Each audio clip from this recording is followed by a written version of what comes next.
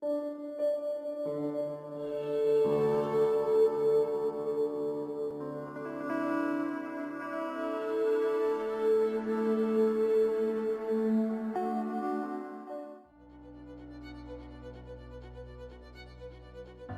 mga ka-Glovo! Panibagong araw po muli ng pagbibigay pag-asa, pagmamahal, at pag-aalalay sa kapwa na dumaranas ng mga pagsubok. Isang makabuluhang araw na ilang taon na nating isinasagawa katuwang ang lahat ng sangay, miyembro, mga individual na may mabuting puso at ito ay inaaprubahan ng Board of Glovo Directors. Pero bago ang lahat, kilalanin po muna natin ang Glovo. Ito ay samahan na itinatag ng apat na magkakaibigan. Russell Arañez, bilang Chairman-Founder. Kasamang nagtatag sina Rosemary Osang de Castro, Joel de Villa Palo, at Sharon Virnes, bilang Co-Founder and President. Ganun din po si Vice President Marshall de Sagon na tumatayong tagapagsalita, MC ng grupo.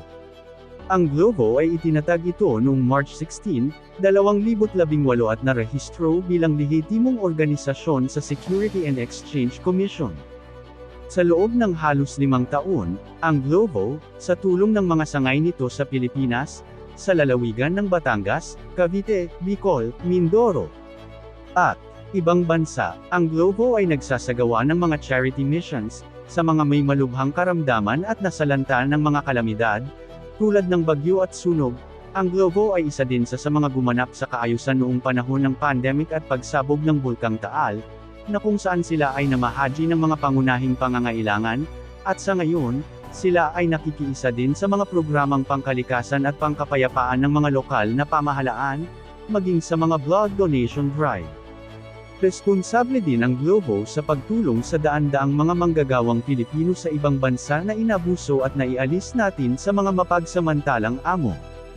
Bagaman at walang permanenteng source of funds ang Glovo, kundi tanging ambagan lang ng bawat miyembro sa abot ng makakaya, ay naisasagawa pa din natin ang makatulong at patuloy pa rin tayo na nakakapagbigay ng pag-asa. Ang Glovo po ay patuloy na kumakatok sa inyong puso na patuloy nyo kaming suportahan, at umasa po kayo na anumang tulong ang maiabot nyo ay makakarating sa mga higit na nangangailangan at hanggang huling sintimo ay nakatala sa official na talaan ng grupo at nakikita ng bawat miyembro.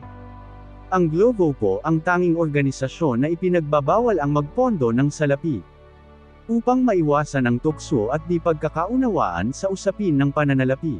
Ang nakukolekta po natin sa tuwing may charity mission o kawanggawa, ay direktang iniaabot lahat sa dapat tulungan, walang iniiwan kahit isang sentimo. Para po sa higit na kaalaman at gawain ng aming samahan.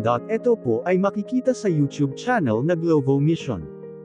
Ngayon po Agosto 13, 2023, katulad din ng nakaraang mga buwan, pupuntahan po natin ang isang ina na katulad ng mga nakaraang mission ay sumasailalim din sa chronic kidney disease na sumasailalim sa dialysis. Samahan niyo po kami upang pasukin, higit na maintindihan ang hirap na kanilang pinagdadaanan, at naway maging tulay ito para patuloy niyo kaming suportahan at makatulong upang maging instrumento para madugtungan ang kanilang buhay. Ang mission pong ito ay inihahandog ko sa aking namayapang ina, ngayong ika-7 ng Agosto, na wala man siya, patuloy pa din tayong magiging inspirasyon at pag-asa, sa pamamagitan ng Glovo, dahil alam natin ang pinagdadaanan ng mga may sakit na dumadanas ng dialysis.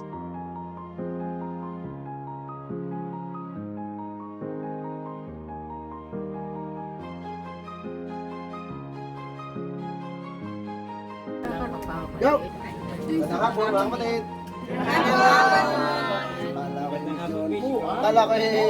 Kala ko'y mual ay. Ayan, ang ating beneficiary sa hapon na ito, si Bernadette Angulo, o mas kilala natin sa tawag na si Adit. Ngayon, Adit, kami ang Glovo. Siguro naman narinig ko na yung aming samahan at nakikita ko na lang kami yung Global Volunteers Organization, o mas kilala nga sa tawag na Glovo. Kami yung tumutulong sa mga taong watch dito sa nangangailangan. At yun namang tulong namin na ibibigay sa katulad nyo ay nagmula din sa ating mga member. Sila ang nakikitulong, nagsishare-share upang makaipon ng malaki-laking halaga para sa naming maitulong. Para lubusan pa nating makilala at malaman ang kanyang katatayuan, ay si Adit na mismo ang magkukwento sa atin at siyang magsasalisay sa atin ng kanyang kalalagayan.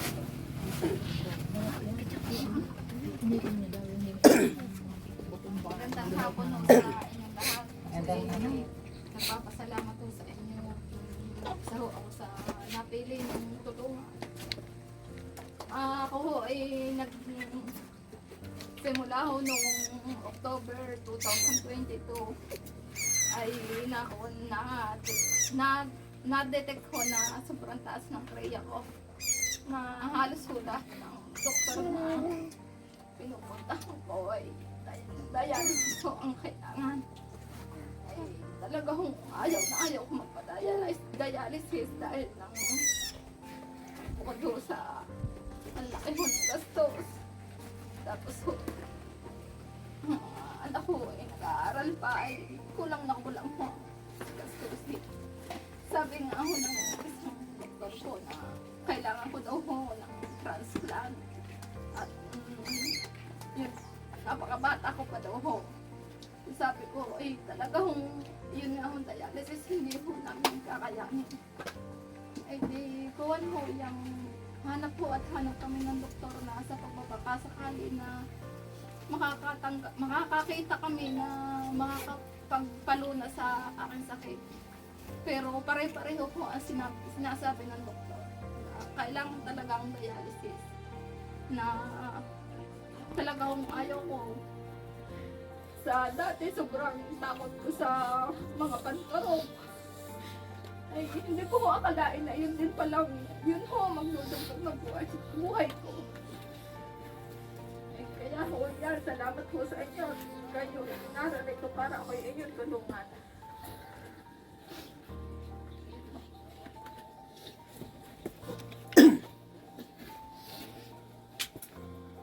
Ayun. Mga kapatid, narinig naman natin ang istorya ng kanyang buhay, ang istorya ng kanyang karamdaman at ang tinatakbo ng kanyang pagpapagamot sa kanya. Ngayon naman ho, nais kong ipakilala sa inyo, lalo sa iyo Adit, ang aming chairman ng Global Volunteers Organization na nagmula pa sa Balite, Batangas. Siya ang unang sunod na magbibigay ng mensahe, si Chairman Russell Aranes.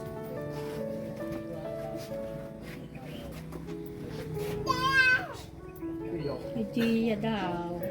Balaga. Magandang hapon po sa inyong lahat. At maraming salamat po.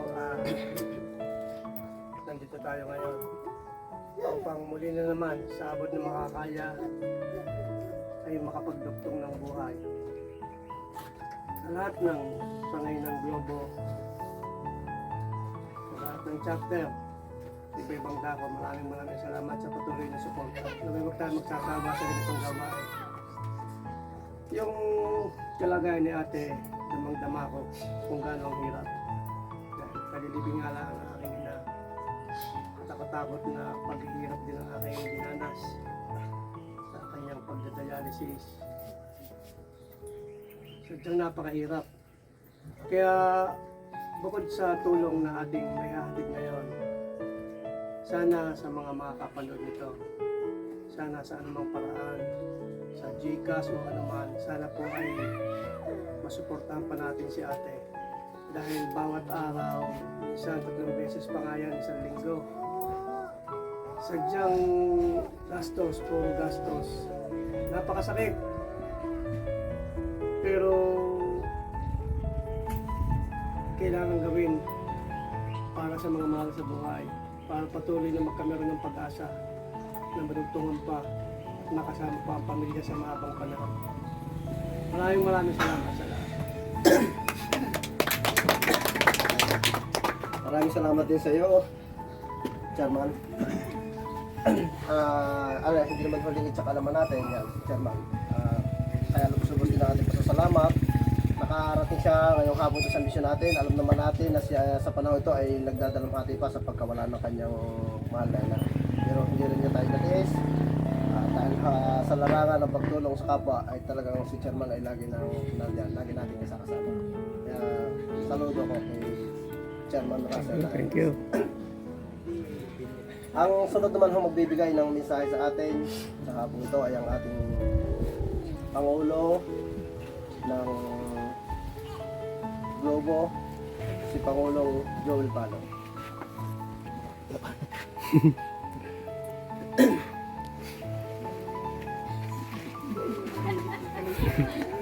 Wala ka mo alam.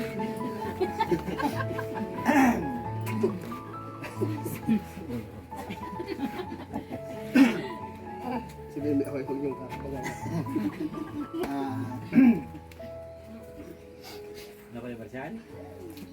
Magandang hapon sa ating lahat.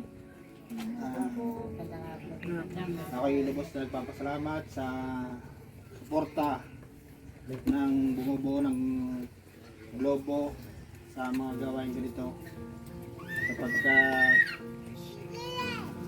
isa sa kapatid ko ang bibigyan natin ngayon ng tulong pinansyal at alam ko hindi ito makakasapat para sa kanila. Alam ko kung gano'ng kalaki ang magastos, kung gaano kahaba ang gamutan. Alam ko hindi makakasapat. Pero itong ating bibigay ng tulong, ay alam ko na makaka-ayuda sa iyong pagpapagamot. At ako'y naniniwala na marami pang mabubuting puso ang matutulong sa iyo at gagabayan ka sa iyong pagpapagamot.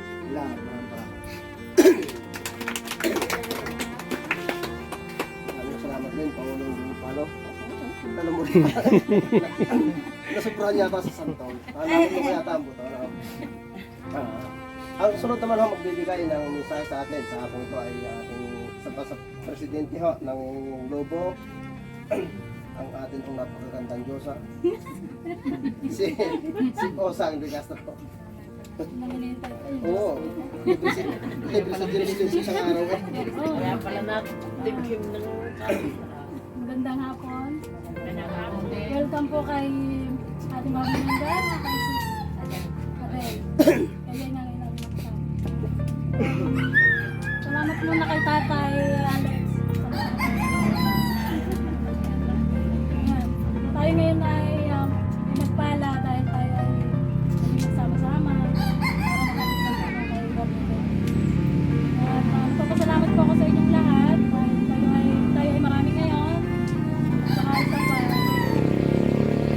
talagang nakita ko ang ating samahan.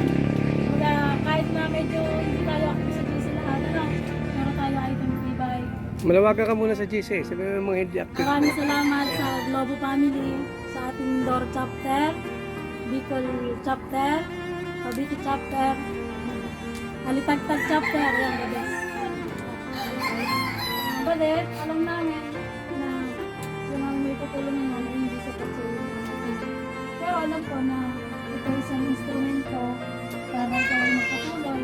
Sabi mo nga kanina na sinusuka ka na. Huwag mong isipin yun. Ang isipin mo, gagaling ka para sa iyong, hindi lang para sa iyong mga anak, kundi para sa iyong sarili din. Sabi mo nga, di ba, bata-bata mo pa. Kita mo kami dito, may mga edad na kami. Sino lang ang bata dito? Wala. Pero akala mo lang mga healthy kami lahat. Pero lahat kami ay may nararamdaman na rin. Pero lahat kami ay lumalaban. Kasi alam namin na mabait si Lord at hindi tayo pababayaan. Yun lang. At maraming salamat po sa inyo. Thank you, Presosang. Isang napakagandang, binigay mong napakagandang mensahe. Ako'y lubos na nagpapasalamat at sa tulong po natin, ang aking pamangkin ay aking matutulungan.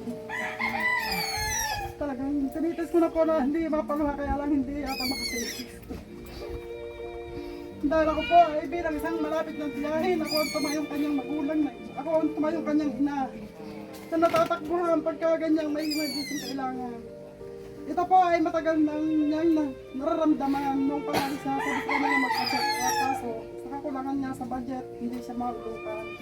Noong time na hindi na niya kaya, yun, siya. Tapos nitong time na kami po ay nagpunta ng Batangas, 2 linggo kami doon, na kailangan niya talagang sarili ng dugo, 5 bag po yung kailangan sa kanyang isalin.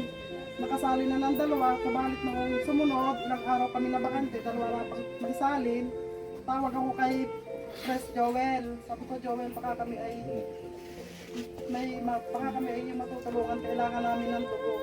Yun, sa awa ng Diyos, ay siguro sa pagtutulong-tulong na din ninyo, kami inabigyan 2 bag. Joel, yung nakuha ko din doon, 2 bag na nagsali sa kanya. At noong makailang araw na yun, kami po ay nakadalawang linggo bago kami balik doon sa Batangas, ay nakaisang sesyon na ng dialysis niya. At may sabi ko naman sa kanya, may awa ang Diyos, ikaw ay magtutuloy-tuloy ng paggaling. Kami ay halos ay inabot na doon ng magdamag, hindi kami maipasok sa loob ng room. At ito talaga ayaw, hindi mag-desisyon ng dialysis.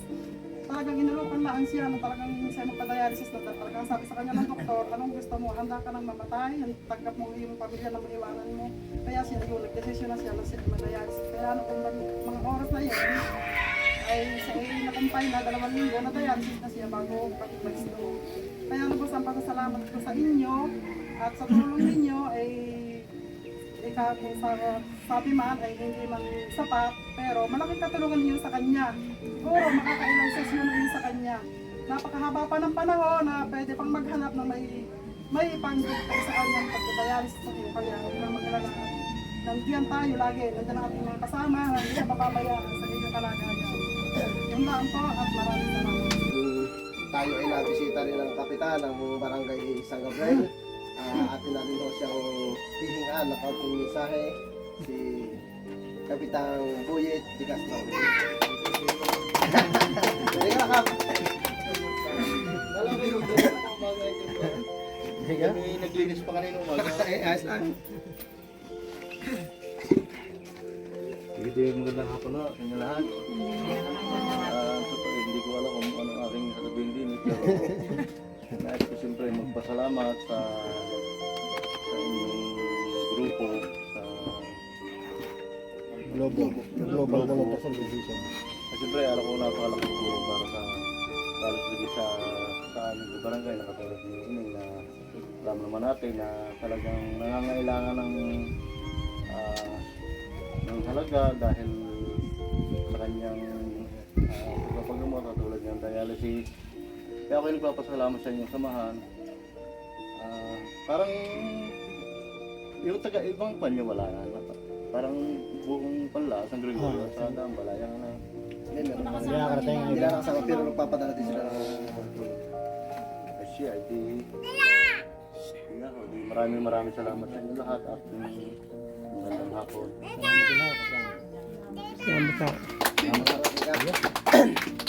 Maraming salamat sa inyo at hindi naririto, nakarating dito sa aking pamangkin. Kahit si maraming salamat po kahit nagdadalabhati. Nakarating din dito sa ating President, Joel, Vice, Marshal. Maraming salamat po. Sana po huwag tayo magsawa sa pagtulong kahit saan man naroon ang ating tutulungan. Yun lang po. Maraming salamat sa inyo. Ang sunod ho namang magbibigay ng mensahe. Ito ay ating bago pang member. At gagayon pa rin natin siya nakasama. Pero ang kanya hong kaalaman tungkol sa larangan ng mga medisina o sa pagtitirapi ay siguro maaari din niyang maibahagi sa atin ngayong hapon ito para madagdagan pa yung ating kaalaman. Kaya atin hong tinatawagan ng pansin ang isa ho nating kapatid, si Sis Adel Patides, para siya ho ang magbigay ng kapatid.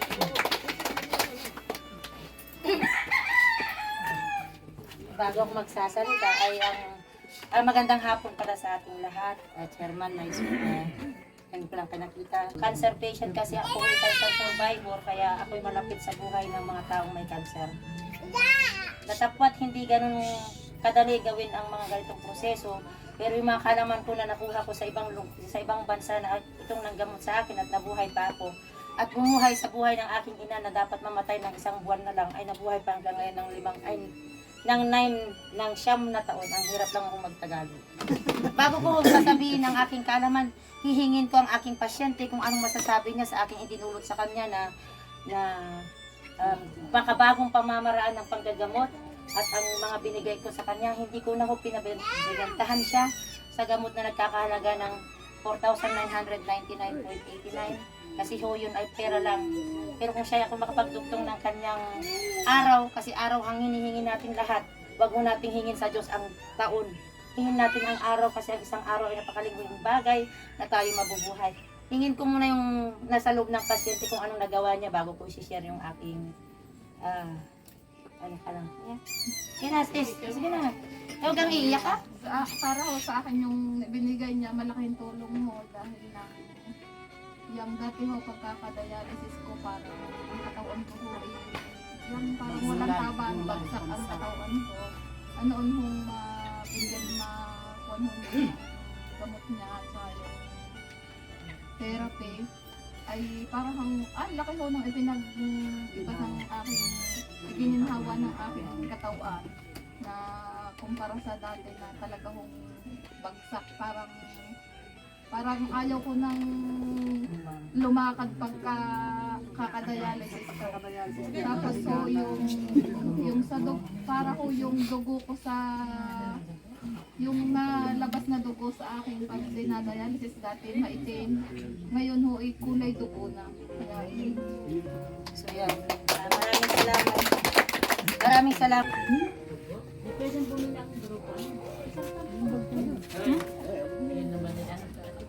Lahat na si Sandy. Sama-sama na tayo. Ayan. Ito po ay from Globo Family at saka sa ibang volunteers na hindi po natin. So, sana ay makatulong sa'yo. Hindi man sapat pero alam ko na magiging instrumento para makapagpatuloy ka sa pagkakulang. Tatagan mo lang at saka lumaban ka. Maraming salamat pala kay Sis Laila. Siya po yung nag-request ng charity mission niya.